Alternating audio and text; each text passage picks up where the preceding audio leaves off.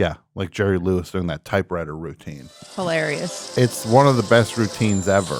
And I liked when he did it when he was 97. It was really appealing when he was on It wasn't stage. upsetting and gross and sad.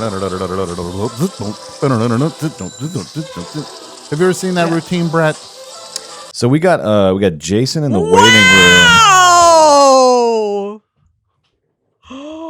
You know what this is? This sounds like some orders from on high came down. Talk and about something somebody's trying else to fly besides right. Mars that's cold as hell. This sounds like somebody's trying to fly right now.